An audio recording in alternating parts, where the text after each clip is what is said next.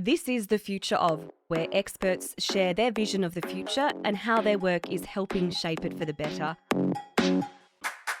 I'm David Blaney.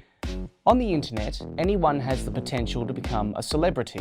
Some actively seek internet fame by cultivating their online identity, while others may become unwitting internet celebrities when an image of themselves is used as the subject of a meme.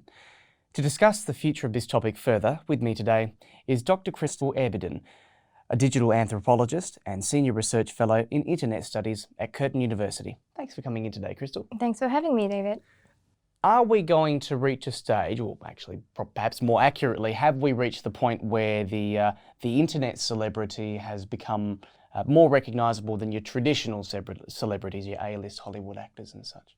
This really depends on which country markets you're looking at, where in this point you're asking this question. If I were to take the biggest YouTubers from the global north today and show them to a group of teenagers, surely this demographic is going to be able to identify with them or recognize them more so than someone from Hollywood. But if we're talking in terms of, say, earning power, public recognition, the types of awards and accolades that they get, I would say that the systems are set up in parallel such that big brands and businesses seem to be flocking to your internet celebrities for a different type of impact, as opposed to traditional celebrities who may have a more limited range in who they can appeal to.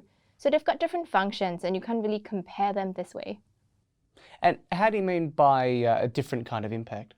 So for instance, if I am a company wanting to promote luxury goods, then this variety of products and services probably works well with Hollywood celebrities who already come to us with this allure of glittering, shimmering, aspirational lifestyles.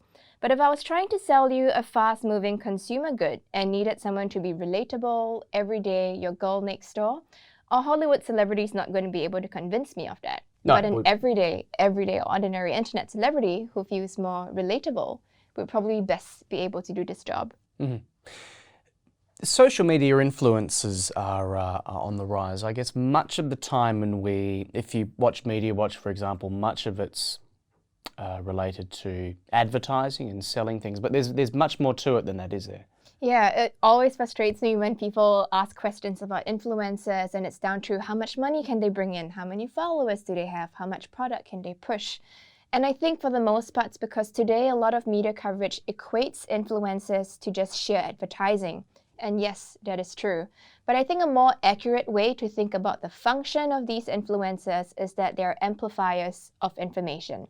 They are literally people who have cultivated such intensive and engaging nodes of followers, or they have this amazing ability to cut through all the white noise in the internet, such that if you were to put in a message into them, whatever that sponsored message is, whether it's for a product, a service, politics, environmental, social causes, they are able to amplify this message to a target audience that is best suited for this message. And I think this is a more generous and all-encompassing description of their role in society today. So, for example, you could have a social media influencer, not just, well, on the one hand, you could have them selling a particular brand of watch, but also, for example, promoting an environmental campaign or a health campaign from a government. For sure. My favorite examples are your LGBT YouTubers who are primarily young people these days. On the one hand, with the long tradition of coming out videos on YouTube, these are young people carving a space online to tell their own stories, to find like-minded others, to share resources. The second step, we see them building networks of followers, fans, equal compatriots that they can speak to online in order to maybe share life stories, do life together when things get difficult.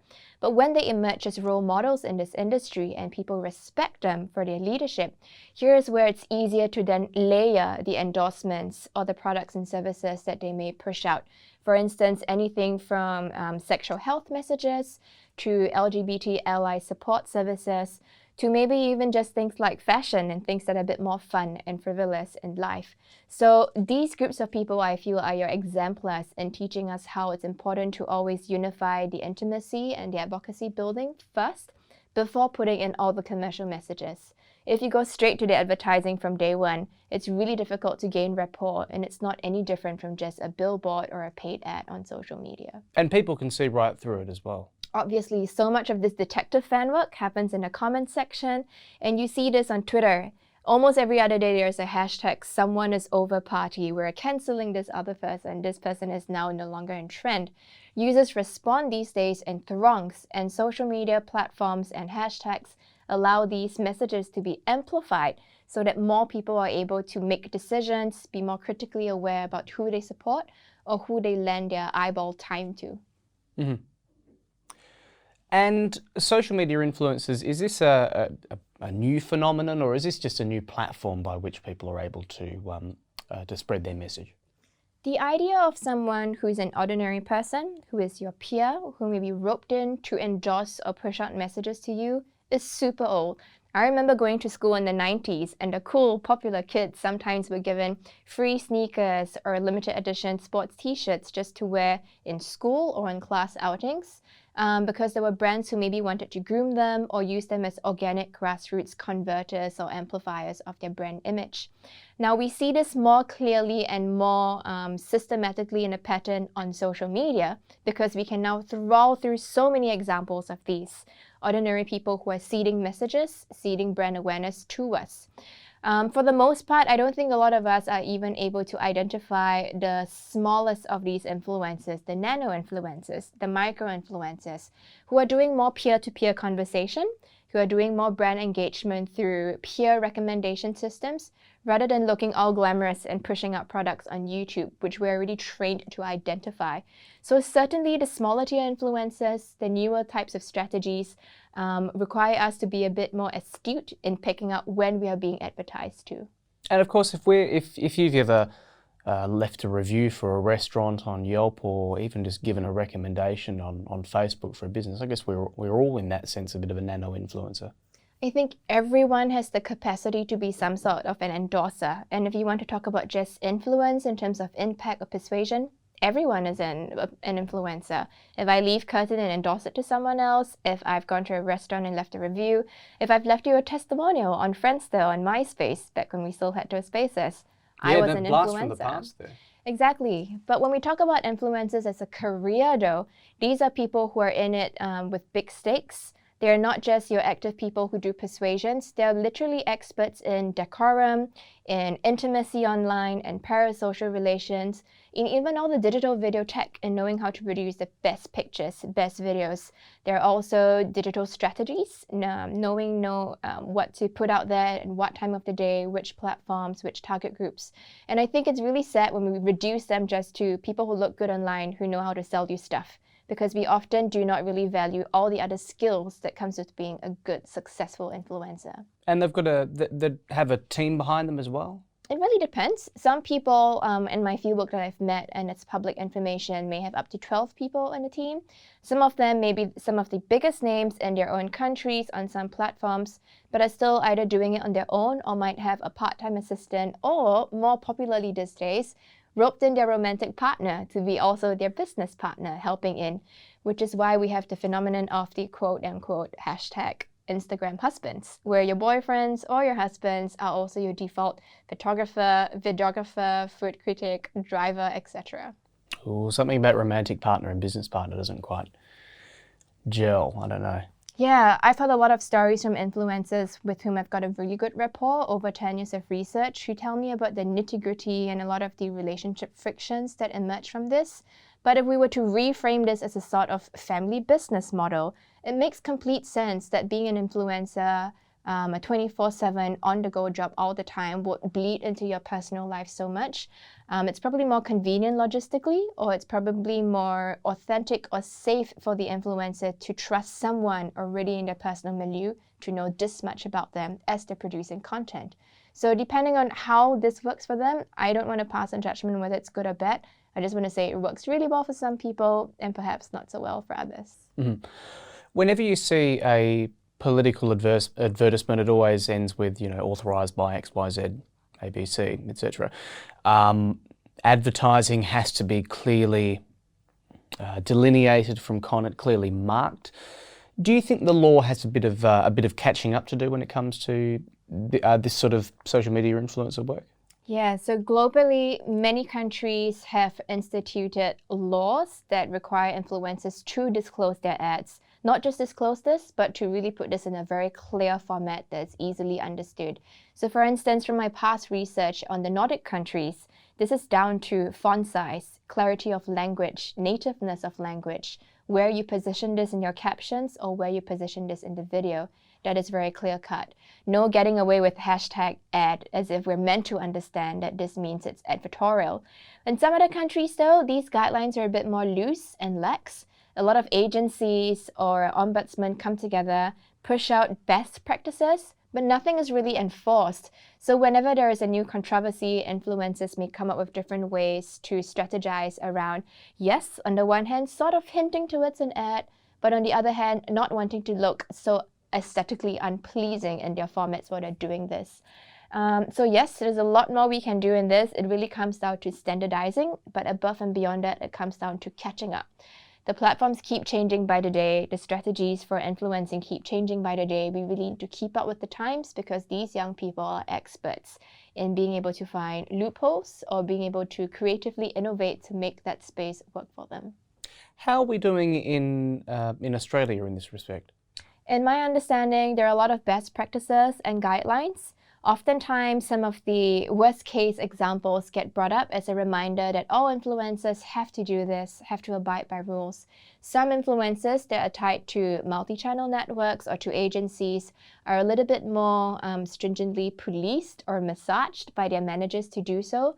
But for the most part, there is not anyone actually screening every single example of this and calling people out on specific platforms and their different features. So let's say Instagram and stories, where the default is for your short videos and pictures to disappear after 24 hours. Those formats lend themselves to be extremely difficult to police. So I don't think it's not for not wanting to do so, it's just also coming up with strategies to keep up with the times. Social media influencers aren't just in Australia. Tell us about blog shops. Right, this is one of my favorite questions perhaps. So my original expertise is on internet celebrity and influencers in Southeast Asia, East Asia, and the Asia Pacific region. Blog shops, as you've mentioned, are perhaps the first generation of what would become influencers in the Southeast Asian context. Around about the early to mid-2000s, many Southeast Asian young women were taking to blog platforms like LiveJournal or Blogger to put up pictures of themselves wearing used clothing. This was supposed to be an upgraded iteration of a flea market, which was all the rage at that time, where young women could barter, exchange, or sell used clothing for a small profit. So they were literally shops on blogs, therefore blog shops. And many of these young women organically gained followers or fans in that space of time. The reason being, many people went up to them and asked online, "Can you give me more advice about fashion?" And then it shifted into, "You have a great body, you look healthy, can you tell me about your beauty regime, your exercise regime, your food and dietary preferences?" Oftentimes, these women also posted pictures of their clothes in the wild, in natural lighting, i.e. just good old photographs you took while you were out with your friends. And this of course sparked a lot of trends of curiosity of people asking, "Can you tell me about this boy? Do you have a boyfriend or a girlfriend? Can you tell me and give me advice about dating? Which restaurants to try? What is a good gift to give for an anniversary present?" So organically, at least in Southeast Asia, the first generation of influencers emerge out of this organic need for young girls to communicate, engage with each other, at first to make small amounts of pocket money, later on to foster friendships and build expertise around all sorts of girl cultures, and then eventually springboarding into having brand names for themselves, starting out blogs, and then all the other types of social media that we have now today. Mm-hmm. Earlier you mentioned Friendster and MySpace. Which got me thinking, what happens when a platform closes down? Because Vine used to be a thing. That's gone. Vine was fun. It was fun. What happens once a platform closes down? It is so sad. Well, first we all grieve, and then when we chat with memes and hashtags online, we all comfort each other about how old we've become, because this probably matters nothing to young people who probably have never used Vine or Friendster or MySpace. So that's the reality check, especially for a researcher like me who is increasingly growing older while researching increasingly young people who are so smart and so savvy. But this really highlights to us the precarity of influencers in this industry. Every time we read news reports, they tend to highlight extreme examples. Who is making millions of dollars? Who is the youngest child topping even a vice chancellor's earning from a top university? Or who's embroiled in a scandal? Who's cheating us? Who's got a breakup? We seldom hear of the really, really important and normative middle ground, or the long tail of people just doing good work, minding your own business, making a good living out of this online advertising space. And every time a platform changes its algorithms or changes a feature slightly, let alone completely disappear and die overnight, a lot of influencers experience a lot of disruptions to their business. Case in point, let's look at Instagram removing the number of likes you can see in each of your posts. When that was first announced, so many of the influencer agencies I worked with just fell into scrambles, perhaps over 1 or 2 days.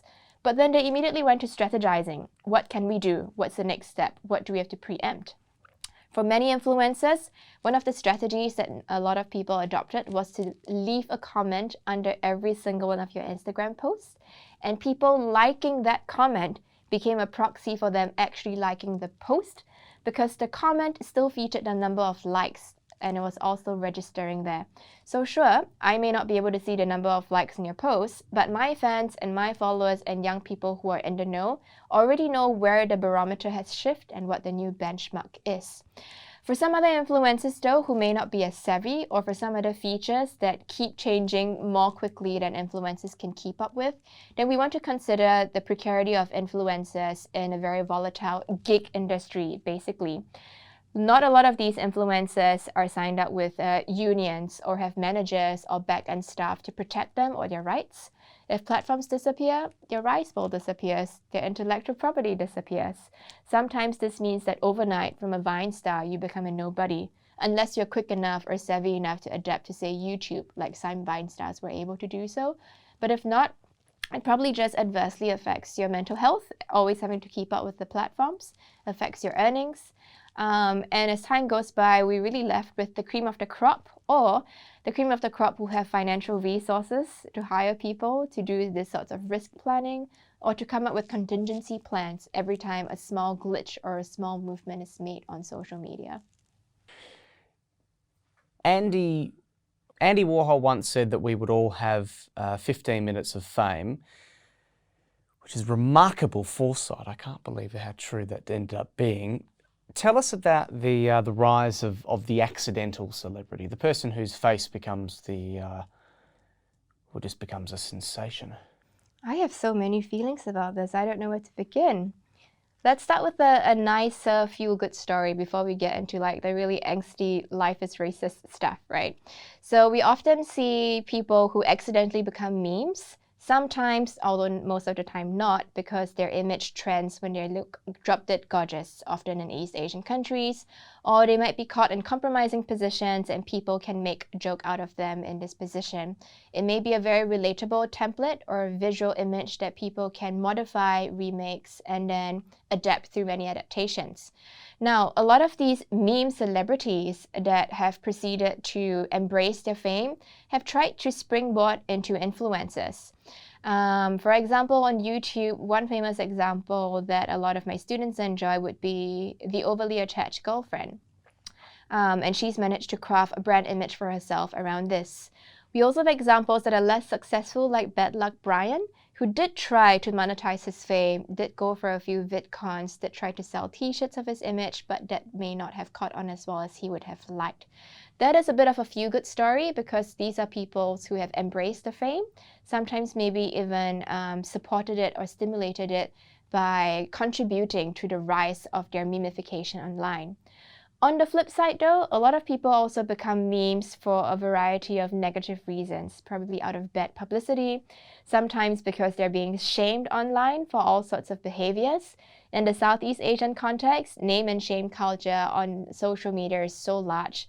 Anyone can go viral based on a Facebook post or a picture that someone secretly took of them and put on Twitter. These people still, when they become memes in this light, it's almost completely impossible to remove the image. Some people have tried to tell their version of the story to explain behind the scenes, to plead with people to not use that image, has not gone well. Some other famous examples, like Beyonce. who was once caught in a very compromising position during a concert and came up with the Beyonce meme Hulk. Legend has it, and I say legend has it for disclaimer purposes, that she and her team tried to remove the picture from the internet, and that had a reverse effect because... Streisand effect. Exactly, and because they tried to curb people's sharing or to try and reduce the spreadability of that meme, a lot of users, especially on forums like Reddit, intentionally put an effort to spread the meme even further and even wider. We have seen similar examples happen to many other celebrities who may have had a more light-hearted approach and instead joined in the fun, started memeing themselves, or also playing along. And that seems to have helped those memes die a natural death a lot quicker. So again, depending on how you want to treat your viral fame, what you want to do with being memed, and also more importantly, perhaps also the tone of your meme. What message does it carry? What is it interlocking with? Is it a good meme, a bad meme? Does it name and shame you in terms of, say, doxing you from public shaming? Or is it just a cute baby who is caught eating a lemon or in a compromising position that we can laugh off? All of these factors come into play for deciding the life cycle of that virality. Mm-hmm. Tell us about your research into social media and it being used for bad. Right. A lot of my colleagues and I have long debated about the current president of the US and how he's got his own quirks in using social media. No, right? Goodness me. Exactly. And for a very long time in specific countries or regimes in Asia, many people have had to battle with different types of draconian censorship laws in the country, different types of media protocol for what can be said in public space, in traditional media, on the broadsheets, or even online. So for this reason, we have found that just based in the Asian or specifically Southeast Asian context, people are pressured to become creative and innovative when they want to put out specific messages, whether pertaining to dissent or sometimes just negative feedback in general. And social media popular culture has been a really effective vehicle to do that. On the one hand, if you do not have any context and no political awareness, if you were to watch, say, a Beyonce parody video or a meme or listen to another viral song, you can consume that on the surface level as sheer entertainment. If you had pop culture context and you knew that this screen grab was from a film that referenced political points, or that a lot of Beyonce songs were championing Black Lives Matter movements or feminist rights, then you might be able to glean a second layer pointing to the politics. But if you're a local person who understood these parody artists or these influencers and people who are generating social media pop culture, then you get perhaps the most astute layer, which is critical commentary, whether on the government, the state of affairs, social issues in that country, etc., which I find just super smart and intelligent. We are not focused on gatekeeping access to these resources. We are letting them free flow and free roam on the internet because all the deciphering and gatekeeping happens up here in your mind. If you've got the context, good for you. Enter level 2, level 3. If you don't, this is still a nice, entertaining, fun format to consume, and you might still help to distribute it by passing it on. And I think that is probably the beauty of social media being weaponized. Whether for good or for bad, a lot of the creativity and embedding messages allows us to find Easter eggs, and it's always thrilling to be able to decode them. Looking more broadly at the social media influencer, where do you see things trending? What do you see in 5 or 10 years' time? I think we're shifting away from a lot of what we feel as professional, aesthetic, high production value influencer presentations online. This is perhaps the post-Instagram bubble, where a lot of influencers were caught up in having only the picture, perfect, pristine versions of themselves online. It is for that reason that Snapchat took off really quickly. It's for that reason that the behind-the-scenes blooper reel on YouTube became a genre, or that when Instagram Stories was introduced, it became the back channel for what was your untouched, pristine main Instagram feed. A lot of users these days are getting very savvy, but also super bored of just picture-perfect influencers. And the demand to return to the grassroots original of being yourself, being everyday, being amenable to faults, failures, having raw human genuine emotion.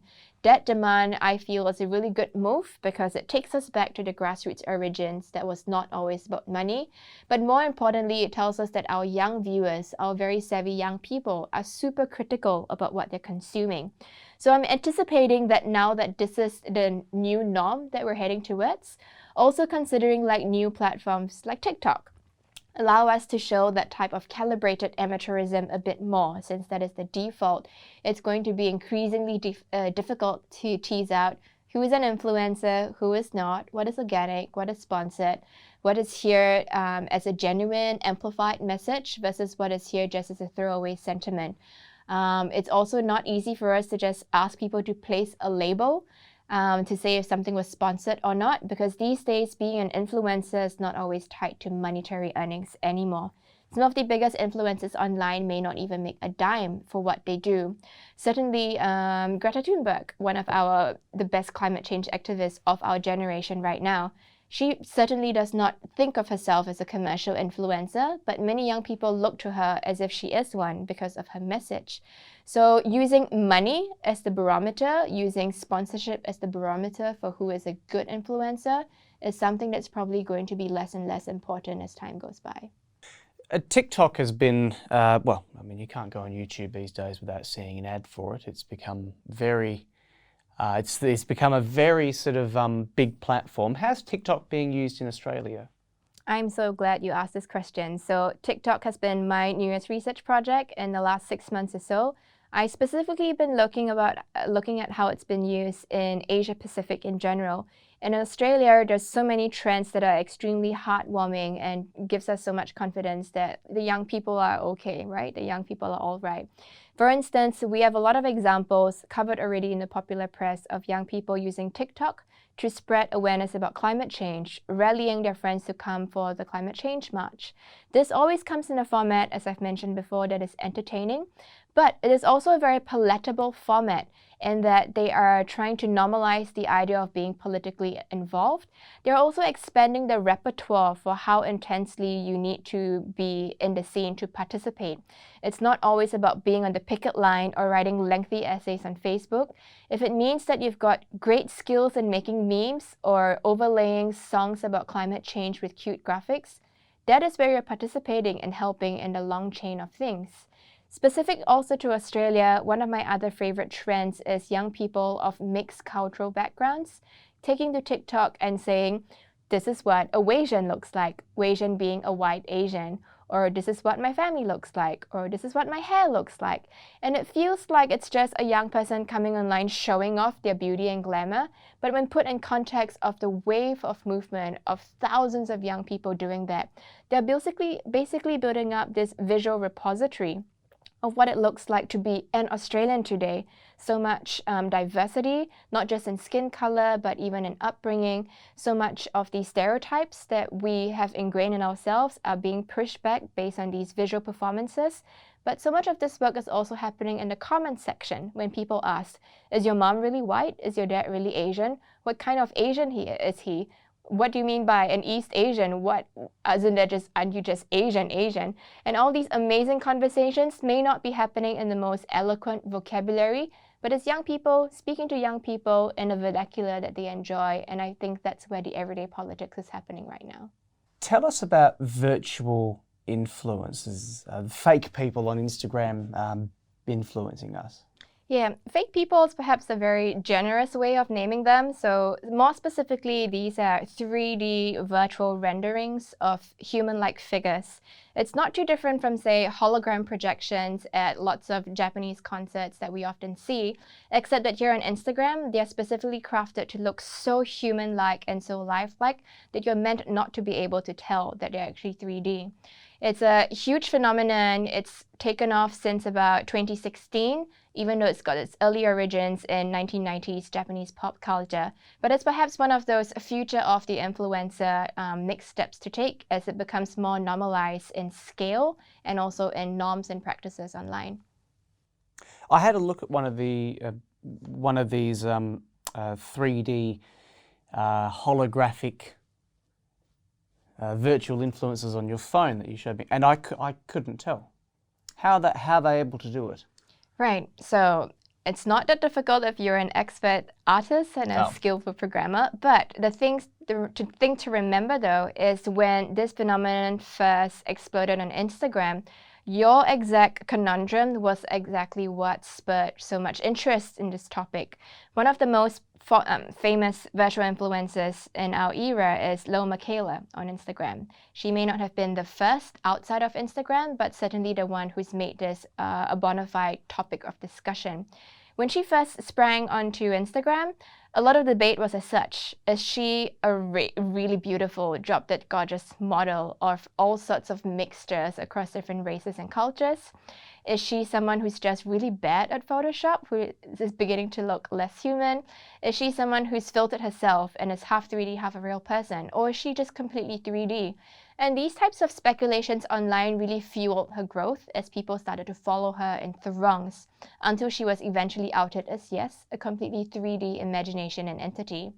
Following that, there were lots of other people who joined in this industry, including someone who's now her best friend's boyfriend, a rival from a different company. There are even virtual influencer models of every skin shade, of every representative culture and country now online. And what are some other cool new things that we're seeing on social media? Perhaps something that we need to be more aware of is also the idea of meme factories. This relates to influencers because we oftentimes think that the comments, the likes that influencers get are genuine. We're also aware that to a certain extent, some of these might be bots, or some of the likes and comments may be bought. But we also now need to know of another new level of trickery on the internet, which is meme factories or bot farms, where actual humans specifically set up multiple accounts of themselves and then put up organic comments that they spam influencers' feeds with. They are going through very high levels of detail not to replicate keywords, to space out the timings so that they cannot easily be detected by spam bots or spam mechanics online. That said, the flip side of this thing that's already bad, that's even worse, are influencers sometimes sabotaging each other. Say, for instance, I would like to expose a competitor of mine for fraud. It is common knowledge in the industry that sometimes behind the scenes, I may purchase on your behalf fake followers, fake comments, and fake likes to sabotage you. So for that reason, you will see now a lot of influencers who are putting their accounts to private by default, meaning that on Instagram, they have to approve every single person that follows them. And this is a very high intensive way of weeding out such bots. But at the same time, it cultivates FOMO. If I can't always just click into your account and snoop on you, but actually have to subscribe, this increases and inflates the number of followers who are now tuning into your material all the time. Okay, well, I think that's a good note to end on. Well, it's exciting stuff, social media. Thank you very much, Crystal, for coming in and sharing your knowledge on this topic. You're welcome. Thanks for having me, and I'll see you on the internet. Or not. Thank you for listening. You've been listening to The Future Of, a podcast powered by Curtin University. If you have any questions about today's topic, please feel free to get in touch by following the links in the show notes. Bye for now.